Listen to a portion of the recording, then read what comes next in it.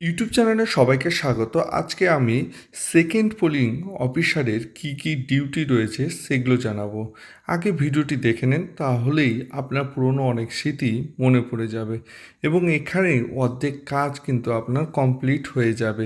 কি কাজ করতে হবে আমি A to Z আপনাকে এই ভিডিওর মাধ্যমে বোঝানোর চেষ্টা করব। আশা করি ভিডিওটি ভালো লাগবে। শুরু থেকে শেষ পর্যন্ত দেখেন।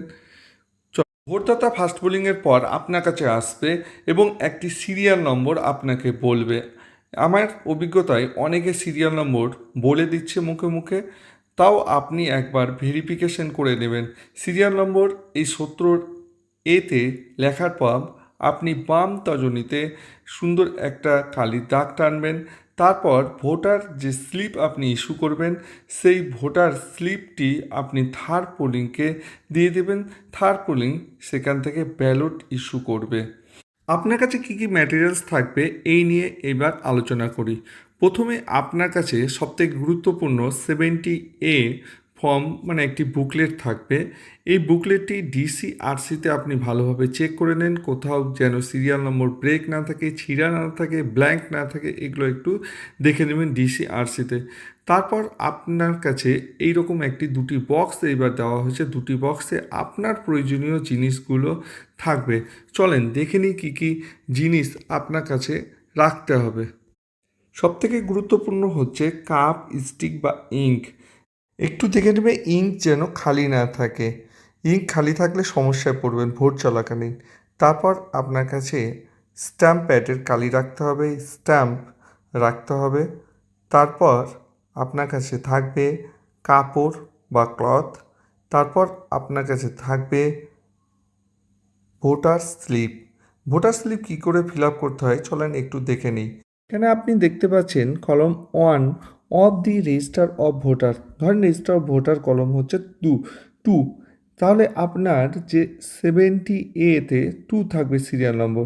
Serial number of elector of inter in the electoral Rolle's.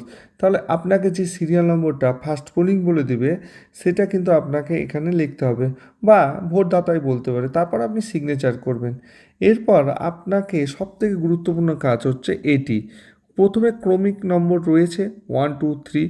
তারপর আপনাকে কি করতে হবে, সিরিয়াল নম্বরটা লিখতে হবে। দ্বিতীয় কলমে দেখছেন এখানে সিরিয়াল নম্বর লেখা রয়েছে। তারপর যে ভোটদাতা আসবে সে এপিক নিয়ে আসলো বা আধার কার্ড নিয়ে আসলো, তাহলে আপনি সেখানে লিখবেন। তারপর সিগনেচার করবেন, টিপসই নেবেন। এখানে বলে রাখি সবারই কিন্তু সিগনেচার নিলে সঠিক সময়ে ভোট উঠবে না। এই জন্য যতটা সম্ভব, যতটা বুঝিয়ে পারেন টিপসই নেওয়ার চেষ্টা করবেন। এরপর এখানে জানতে হবে যদি কেউ ইডিসি ভোটদাতা আসে বা প্রক্সি ভোটার আসে, তাহলে আপনাকে কিন্তু সিগনেচারও নিতে হবে, সঙ্গে টিপসই নিতে হবে। এটা কিন্তু মনে রাখবেন। এবং যদি কেউ এপিক ছাড়া ভোট দেয় তাহলে আপনি হিসাবটা রাখার চেষ্টা করবেন। আমি বলে এটা ফার্স্ট পোলিং রাখলে সবথেকে বেটার হয়, কিন্তু আপনিও রাখার চেষ্টা করবেন। এবং এখানে বলে রাখি আপনি থার্ড পোলিংয়ের পাশে বসে রয়েছেন, অতএব 2 ঘন্টা পর পর যে টোটাল ভোটটা পড়ছে সেটা দেখে আপনি বলবেন কত ভোট হলো। তারা যে কোনো এজেন্টকে বলে দেবেন না, এজেন্ট জিজ্ঞাসা করলো 8 ঘন্টা পর পর কত ভোট পড়েছে, আপনি বলবেন না। কিন্তু টোটাল ভোটকে মিলিয়ে আপনি কিন্তু বলবেন এবং তার সঙ্গে সঙ্গে আপনি ফার্স্ট পোলিংয়ের সাথে একটু আলোচনা করে নেবেন মেল ফিমেল ঠিক মিলছে কি না। তারপর আপনি কিন্তু বলতে পারেন। এরপর আপনি স্ক্রিনে দেখে নেন, একটু পড়ে নেন দয়া করে, তাহলে আপনার টোটাল ধারণা ক্লিয়ার হয়ে যাবে। এখানে লেখা রয়েছে কেউ যদি আপনার ভোট গ্রহণ কেন্দ্রে এসে আপনার এতে সিগনেচারও করবে না এবং টিপসই দেবে না, তাহলে কি করতে হবে সেই সম্পর্কে লেখা রয়েছে। আবার কারো বাম তর্জনী বা ডান তর্জনী মানে দুটো হাতেই নেই, তাহলে সে কি করবে একটু দেখে নেন। ভালো থাকবেন, সুস্থ থাকবেন, ভালোভাবে ভোট দিয়ে আসেন। আশা করি এই ভিডিওটা ভালো লাগবে। লাইক এবং সাবস্ক্রাইব করতে ভুলবেন না।